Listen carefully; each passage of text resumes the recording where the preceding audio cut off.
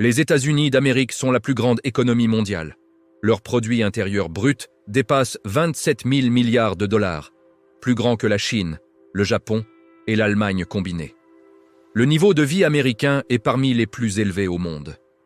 Les entreprises américaines dominent la technologie, la finance, le divertissement, l'aérospatiale et d'innombrables autres secteurs. Le dollar américain est la monnaie dans laquelle le monde fait des affaires.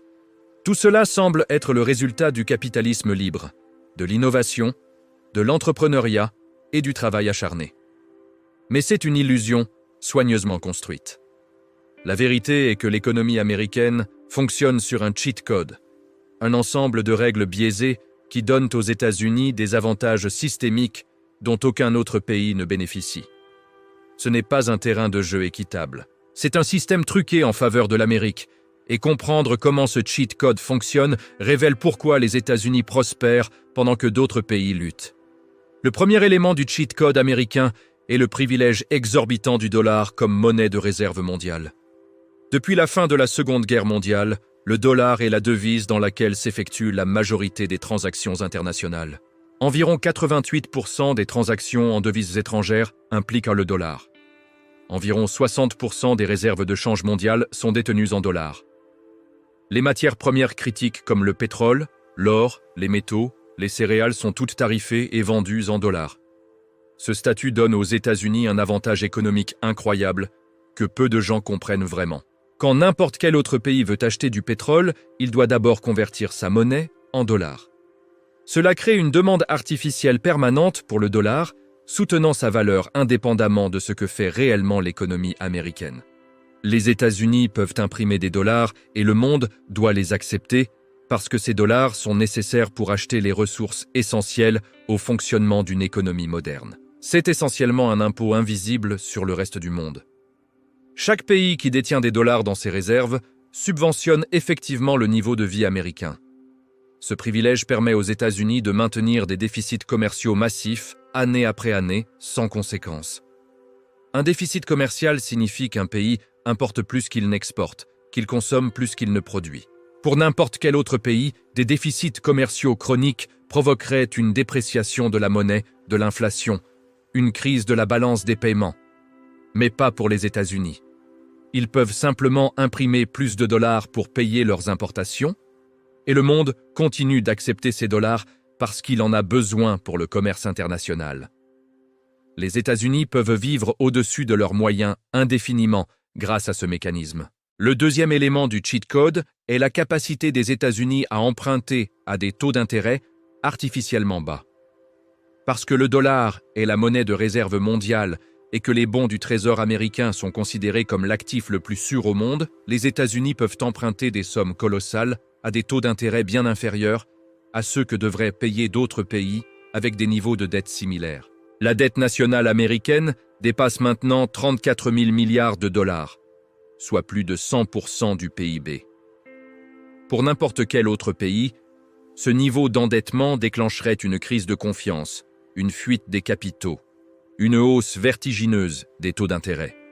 Mais les investisseurs du monde entier continuent d'acheter de la dette américaine à des taux d'intérêt ridiculement bas parce qu'ils n'ont pas d'alternative aussi sûre et liquide. Cette capacité d'emprunt illimitée à bas coût permet au gouvernement américain de financer des dépenses massives sans avoir à augmenter les impôts de manière correspondante. Le budget de la défense américain dépasse 800 milliards de dollars par an, plus que les 10 pays suivants combinés. Les États-Unis maintiennent plus de 700 bases militaires dans le monde entier. Ils peuvent se permettre cette présence militaire globale massive parce qu'ils peuvent simplement emprunter l'argent nécessaire à des taux dérisoires. Aucun autre pays ne pourrait soutenir une telle dépense militaire sans détruire son économie. Le troisième élément du cheat code est le contrôle américain du système financier international. Le système SWIFT, qui facilite les paiements interbancaires internationaux, est effectivement contrôlé par les États-Unis et leurs alliés. Cela donne à Washington la capacité de couper n'importe quel pays du système financier mondial simplement en appuyant sur un bouton. Les sanctions économiques américaines sont l'arme la plus puissante de la politique étrangère moderne. Quand les États-Unis décident de sanctionner un pays, ce pays perd accès au système bancaire international, ne peut plus commercer facilement. voit ses avoirs gelés. C'est une forme de guerre économique qui peut dévaster un pays sans tirer un seul coup de feu. Cette arme a été utilisée contre l'Iran, la Russie, le Venezuela, la Corée du Nord, Cuba et d'innombrables autres pays. Les sanctions américaines sont si efficaces précisément parce que le dollar et le système financier américain sont au centre du commerce mondial. Si vous voulez faire des affaires internationales, vous devez jouer selon les règles américaines. Ce pouvoir de coercition économique donne aux États-Unis un levier diplomatique énorme. Les pays modifient leur politique pour éviter les sanctions américaines. Les entreprises refusent de faire affaire avec des pays sanctionnés par peur de représailles américaines. C'est de l'hégémonie économique pure et simple. Le quatrième élément du cheat code est la domination américaine dans les secteurs technologiques critiques. Les États-Unis contrôlent les infrastructures numériques mondiales. Les serveurs racines du système de noms de domaine qui font fonctionner Internet sont majoritairement sur le sol américain. Les géants technologiques qui dominent le monde, Google, Apple, Microsoft, Amazon, Facebook, sont tous américains. Les semi-conducteurs avancés, essentiels à toute l'électronique moderne, sont conçus principalement par des entreprises américaines, même s'ils sont fabriqués ailleurs. Cette domination technologique donne aux États-Unis un pouvoir immense. Quand les États-Unis décident qu'une entreprise ou un pays constitue une menace pour leur sécurité nationale, ils peuvent simplement lui couper l'accès à la technologie américaine. C'est ce qui s'est passé avec Huawei. Les États-Unis ont interdit aux entreprises américaines de vendre des semi-conducteurs et des logiciels à Huawei, paralysant effectivement l'activité internationale de l'entreprise chinoise. Aucun autre pays n'a ce genre de pouvoir. La Chine ne pourrait pas couper le monde de sa technologie parce qu'elle ne domine pas les secteurs technologiques critiques de la même manière. L'Europe n'a pratiquement aucune entreprise technologique majeure. Seuls les États-Unis ont ce niveau de contrôle technologique. Le cinquième élément du cheat code est la capacité des États-Unis à attirer et à retenir les talents du monde entier. L'Amérique a historiquement été la destination de choix pour les scientifiques, ingénieurs, entrepreneurs et personnes talentueuses du monde entier. Les universités américaines sont les meilleures au monde. Elles attirent les étudiants les plus brillants de tous les pays. Beaucoup de ces étudiants restent ensuite aux États-Unis pour travailler et créer des entreprises. Cette fuite des cerveaux mondiaux vers l'Amérique draine les autres pays de leur capital humain le plus précieux tout en enrichissant les États-Unis.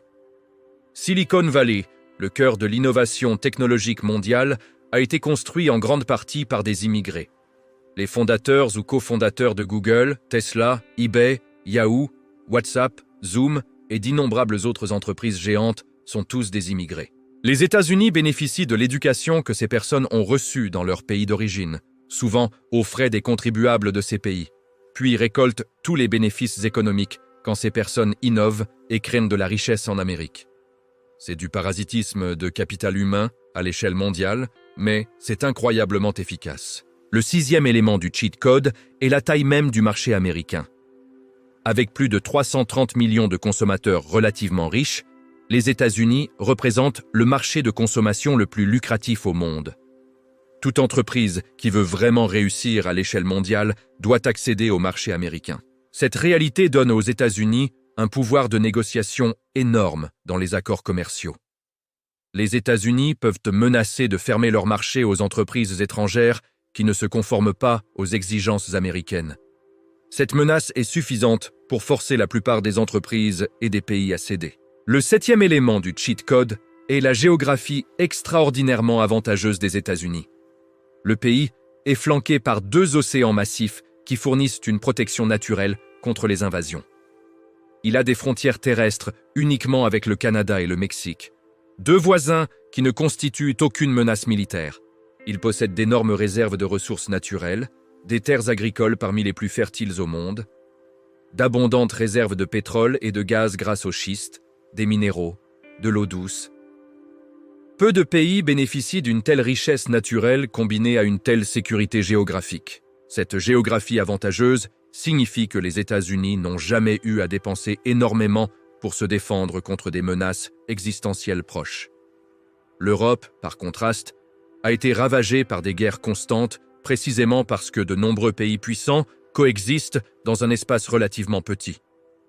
l'Asie fait face à des tensions géopolitiques similaires.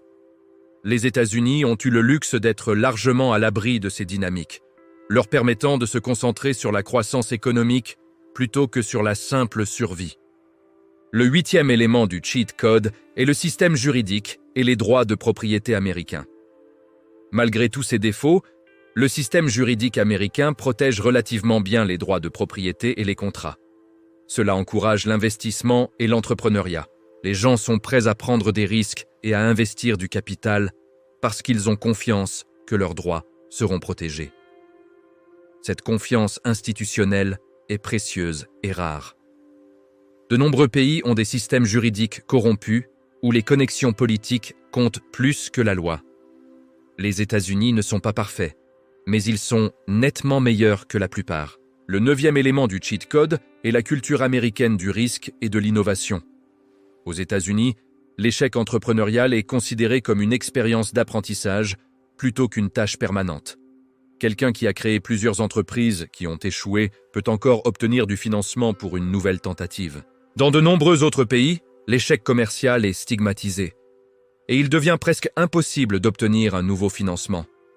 Cette tolérance culturelle envers l'échec encourage l'expérimentation et la prise de risque, ce qui conduit finalement à plus d'innovation. Le 10e élément du cheat code, et peut-être le plus important, est la volonté américaine d'utiliser la force militaire pour protéger et promouvoir ses intérêts économiques. Les États-Unis maintiennent une présence militaire mondiale qui garantit les routes maritimes mondiales, protège les alliés et intervient quand les intérêts américains sont menacés. Cette puissance militaire sous-tend tous les autres éléments du cheat code. Le dollar est la monnaie de réserve mondiale en partie parce que la puissance militaire américaine le garantit. Le système financier international est centré sur les États-Unis, en partie parce que Washington a le pouvoir militaire de l'imposer. Tous ces éléments se renforcent mutuellement. Le statut du dollar permet aux États-Unis de financer leur armée massive à peu de frais.